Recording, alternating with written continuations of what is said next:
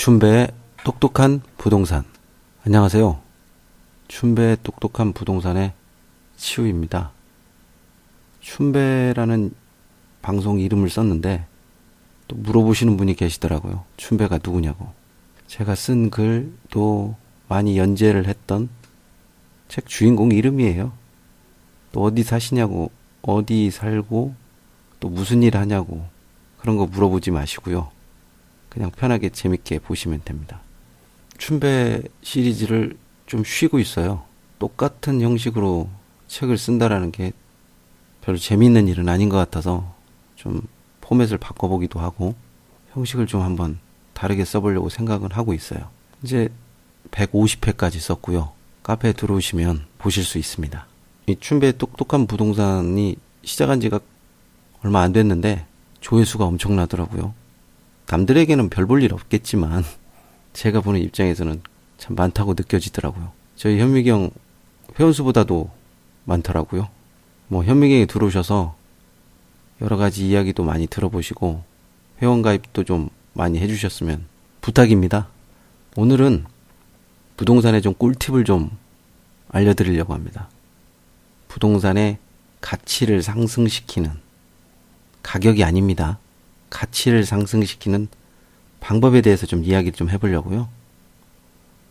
사실상 대부분의 사람들이 가격을 올려받으면 되지 않냐 이런 말씀을 하시는데 부동산을 전혀 모르시는 말이죠. 가끔 저도 부동산 사장님들한테 이런 이야기를 들을 때마다 참 어이가 없기도 하고 쓴웃음이 나오기도 합니다.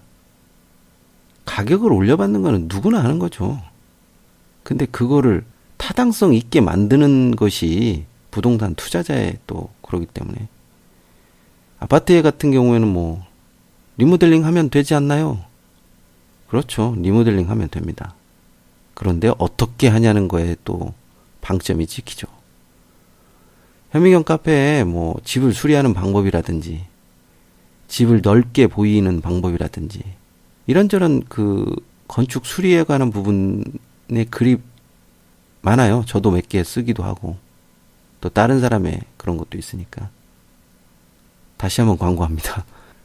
또 회원가입도 좀 많이 해주시고 관심도 많이 가져주셨으면 좋겠습니다.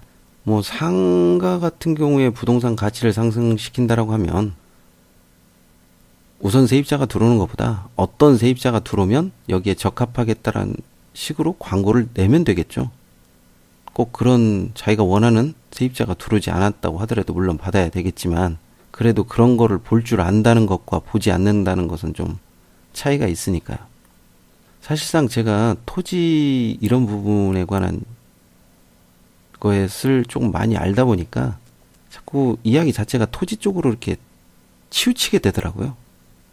그러려니 하고 이해하시기 바랍니다. 토지는 많은 사람들이 토지에 관해서 토지 내가 얼마나 크게 하겠냐?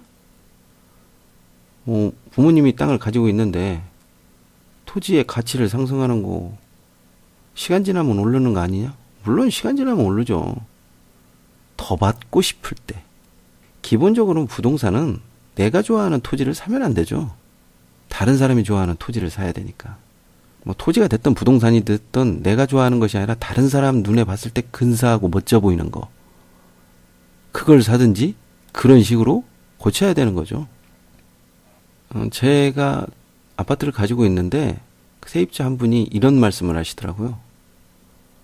방문색을 더 좀 진한 그레이색으로 바꿨더라면 제가 금액을 더 지불했을 텐데 이런 얘기를 하더라고요. 당장 말했죠. 원하는 색깔을 말해보라. 그거 칠해주는 게 훨씬 더 낫다고 봐요. 저는 전세금이라든지 월세를 더 받을 생각을 가지고 있으니까. 일단은 토지에 관한 가치를 상승한다면 보유하고 있는 토지가 지금은 괜찮아요. 겨울이니까. 근데 봄이 돼가지고 풀이 올라오고 그런 거 안 좋아요. 될 수 있으면 깨끗하게 풀을 베든지 뒤집어 엎든지 약을 주든지 해서 좀 정리된 느낌을 주는 것이 좋죠. 정리된 느낌이 주면 사람 손길이 같다라는 거기 때문에 일반적으로 약간이라도 더 받을 수 있죠. 또 이렇게 풀을 베고 토지를 고르게 보이면 토지가 커 보이는 느낌도 들어요. 그리고 토지로 인입하는 그 진입로는 될 수 있을 좀 고르게 하시는 게 좋아요. 양 옆에 있는 풀도 좀 베고 넓게 만들고 또 가능하면 포장을 하는 게 좋죠. 개인 비용을 들여서라도. 또 비가 오면 움푹움푹 파인 곳에 돌도 좀 넣고 뭐 이런 식으로 하는 게 좋죠. 이런 진입로를 반듯하게 한다는 것만으로도 값어치가 좀 사실상 좀 뛰죠.